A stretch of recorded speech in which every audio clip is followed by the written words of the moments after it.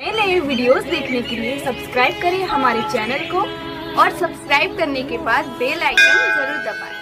और लाइक share comment करना। Presented by Unique Films. Unique Films. Mixed by Happy Digital Recording Studio Chanpatia. कटली दिन गिना गिन के कटली दिन गिना गिन के लॉकडाउन खोलिए धनिया मई में तारीख तीन के हो लॉकडाउन खोलिए धनिया मई में तारीख तीन के कैसा दिन के बात रहे लेकिन अडटावा फेल भइल करे चलते तुहरा से अभी लेना मेल भइल फैलल कोरोना वायरस चीन के फैलल कोरोना वायरस चीन के लॉकडाउन खुलिए धनिया मई में तारीख तीन के लॉकडाउन खुलिए धनिया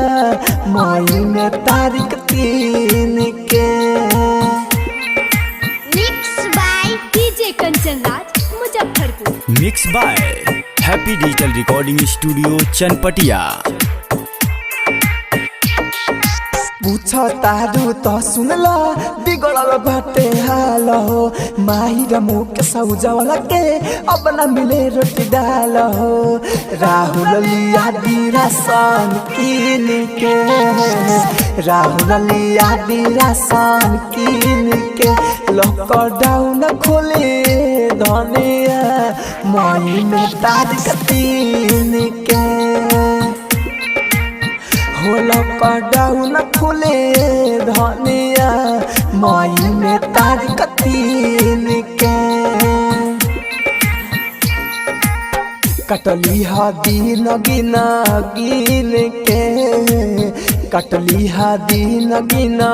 गिन के लॉकडाउन खुले धनिया मई में तारीख तीन के लॉकडाउन खोले धनिया मई में तारीख तीन के लॉकडाउन खोलिए धनिया मई में तारीख तीन के कैसा दिन के बात रहे लेकिन अडटावा फेल भइल करे चलते तुहरा से अभी लेना मेल भइल फैलल कोरोना वायरस चीन के फैलल कोरोना वायरस चीन के लॉकडाउन खुलिए धनिया मई में तारीख तीन के लॉकडाउन खुलिए धनिया मई में तारीख तीन